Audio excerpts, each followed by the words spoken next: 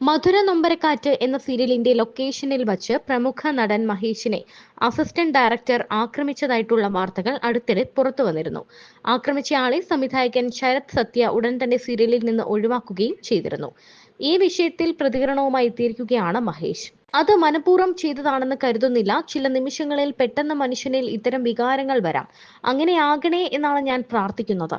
അല്ലാതെ ഏതെങ്കിലും വിധത്തിലുള്ള വൈരാഗ്യം വെച്ച് ലൊക്കേഷനിൽ വൈരാഗ്യം വെച്ച് ചെയ്യാൻ ഞങ്ങൾ തമ്മിൽ മുൻ പരിചയമില്ല. 7-8 ഷെഡ്യൂളുകളിൽ മാത്രമേ ഒന്നിച്ച് ജോലി ചെയ്തിട്ടുള്ളൂ. ലൊക്കേഷനിൽ ഇദ്ദേഹത്തെ മുൻപ് വളരെ ഹൈപ്പറായി ഞാൻ കണ്ടിട്ടുണ്ട്. നായകനും നായികയും റീൽസ് എടുത്തുകൊണ്ടിരുന്ന സമയത്ത് ഇയാൾ അവരോട് വന്ന് ഡ്രസ്സ് ചേഞ്ച് ചെയ്യാൻ ആവശ്യപ്പെട്ടു.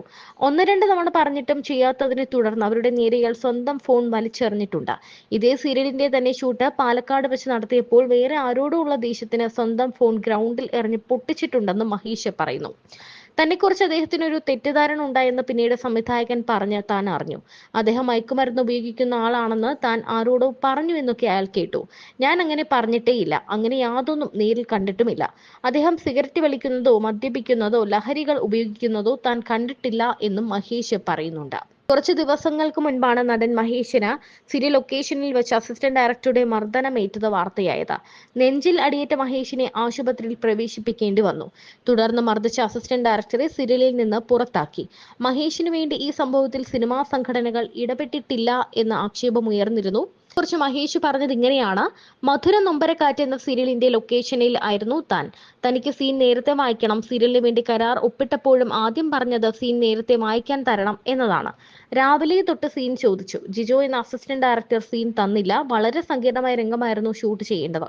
ക്യാമറയുടെ മുന്നിൽ വെച്ച് സീൻ തന്നപ്പോൾ ഇത് നേരത്തെ തരണമെന്ന് പറഞ്ഞിട്ടില്ലേ എന്ന് സംവിധായകനോട് ചോദിച്ചു. സംവിധായകൻ ഇയാളോട് ചോദിച്ചു എന്താണ് സീൻ നേരത്തെ കൊടുക്കാതിരുന്നത് എന്ന്. കൊടുക്കാൻ പറ്റിയില്ല, ക്യാമറയ്ക്ക് മുന്നിൽ വെച്ച് വായിച്ചാൽ മതി എന്ന് അയാൾ മറുപടി നൽകി. അങ്ങനെ പറ്റില്ലെന്ന് താനും പറഞ്ഞു. അങ്ങനെ പറ്റില്ലെങ്കിൽ താൻ ചെയ്യണ്ട എന്ന് പറഞ്ഞ അയാൾ തന്നെ പിടിച്ചു തള്ളി. തന്റെ കയ്യിലുള്ള ചീർപ്പ് വെച്ച് ഇയാളുടെ നേർക്ക് വീശി. അയാൾ തന്റെ നെഞ്ചത്ത് ആഞ്ഞ് ഇടിച്ചു. ഉച്ചയായപ്പോഴേക്കും ഇടതുകൈ വിറയ്ക്കാൻ തുടങ്ങി. വൈകിട്ട് ആശുപത്രിയിൽ പോയപ്പോൾ ECGയിൽ വേരിയേഷൻ ഉണ്ട്. താൻ ഒരു ഹൃദ്രോഗി കൂടിയാണ്.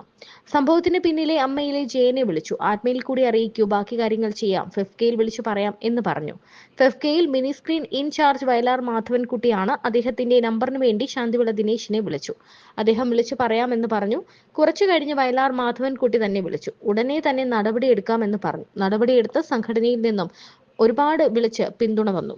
ജയൻ എല്ലാത്തിനും നിന്നു. തന്നെ ആക്രമിച്ച ആളെ പിന്നെ കണ്ടിട്ടില്ല. തൃശ്ശൂരിൽ നിന്നുള്ള ആളാണ്. ഇടയ്ക്കിടെ ഹൈപ്പർ ആകുന്ന ആളാണ്. എന്തെങ്കിലും ഉപയോഗിക്കുന്നുണ്ടോ എന്നറിയില്ല. ഈ 40 വർഷത്തെ സിനിമാ ജീവിതത്തിൽ ആദ്യത്തെ അനുഭവമാണ്. ദേഷ്യത്തെക്കാൾ ഏറെ സങ്കടമാണുള്ളതെന്ന് മഹേഷ് പറയുന്നു.